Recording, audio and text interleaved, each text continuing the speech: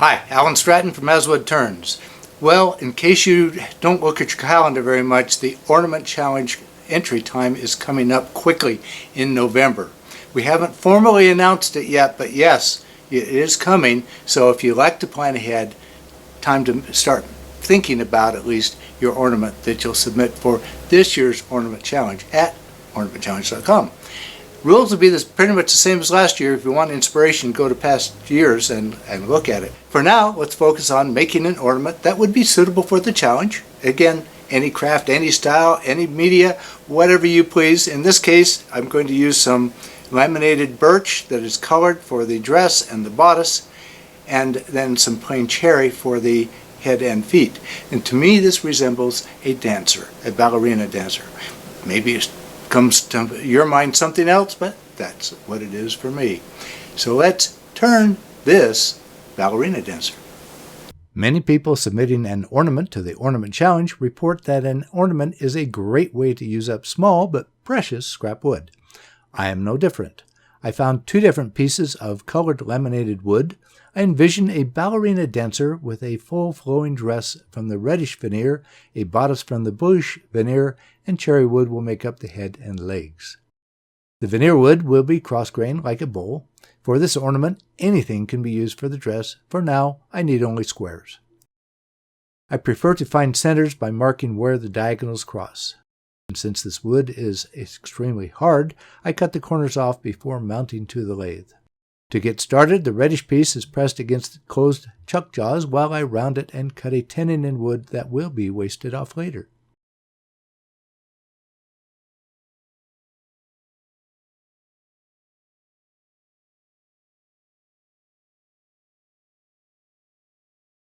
With the wood reversed, I drill a 1/4-inch hole for the finial. Now I have access to hollow the underside with a bowl gouge and scraper.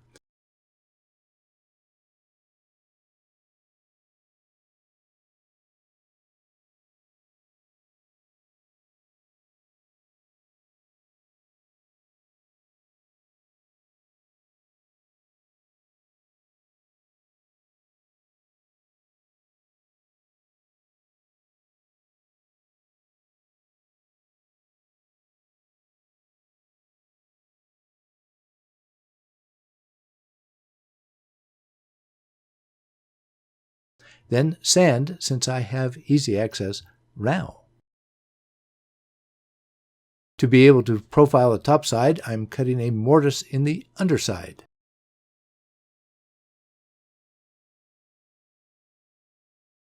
Then apply shellac finish here also. Flipped over, and now using that mortise, I can profile the top side, making sure the outside does not get smaller than the inside.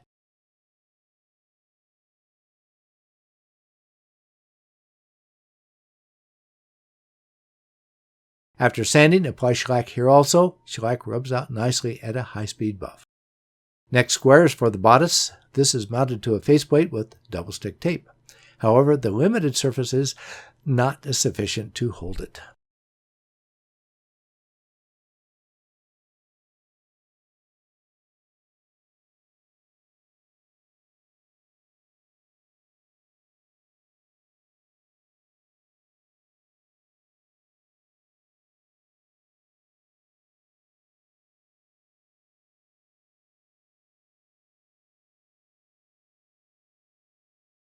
I replace the tape and move on to drilling for the finial now. It does not hold here either, but I managed to get the hole clear through the wood.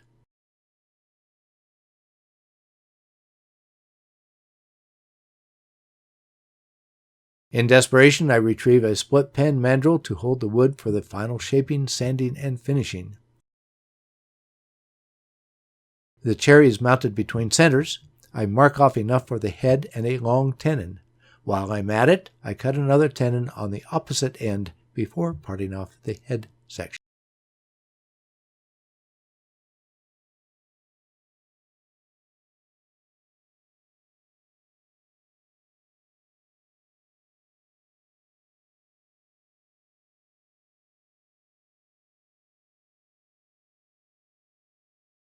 With the wood reversed into the long-nosed chuck jaws, I first drill for the finial hole in the bottom of the head.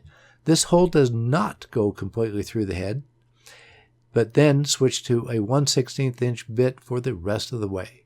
This will be for the ornament hanger, then go on to shape the head.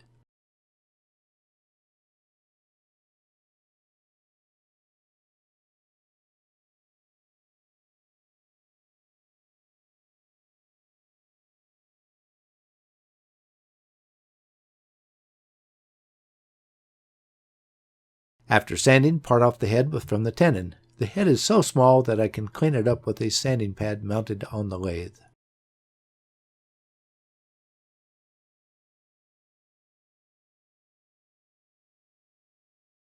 With the cherry again mounted to the lathe, I have marked enough wood for a tenon up through the dress, bodice, and head, and marks for the knees and ankles. I start with the end furthest from the chuck, leaving the rest with greater mass to reduce vibration and potential breakage. I reduce much of the excess before switching to sharpened end wrenches. First a 5/16 inch to get close, and finish with a 1/4 inch wrench. Even these leave the tenon slightly large, requiring me to turn it down just a little more.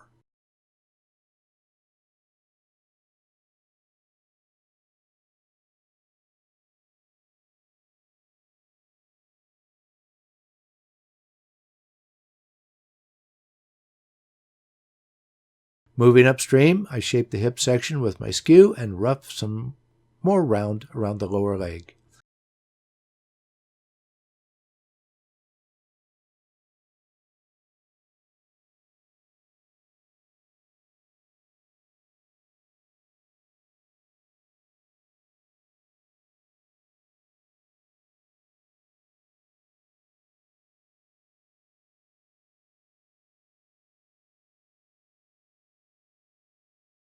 Then take a break and to sand and apply shellac to the hip region. Next, reverse the wood onto the tenon above the hips. With this finished area next to the chuck, I have plenty of room to finish the bottom sections of the leg.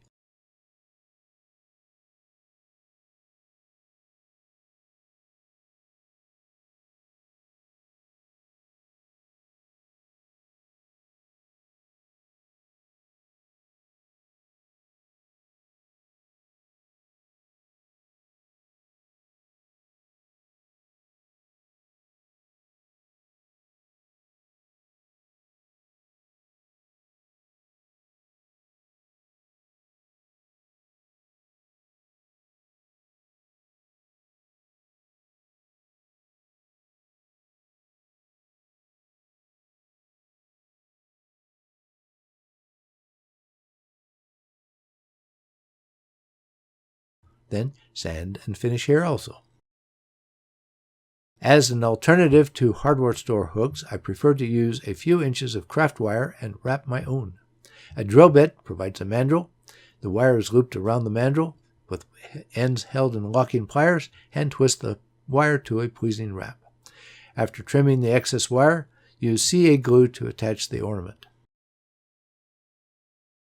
Et voila! An ornament for the Ornament Challenge. The ornaments in the challenge provide a mind-blowing variety of creativity and beauty. No matter what your skill level, craft, media, or philosophy, let us see what you have. All we need for the challenge is a picture. We encourage you to double dip by then doing something else good with your ornament. But remember to send in your ornament's picture during November. Please give this video a thumbs up and subscribe to my website as well as on YouTube. When you subscribe to my website, my email notifications are more reliable than YouTube's notifications. Please tell your friends about my weekly videos. I appreciate your comments and questions. Please wear your full face shield whenever the lathe is running. Yeah, I nag, but I hope to save your life and your eyesight. Once wood flies, dodging it is really not an option.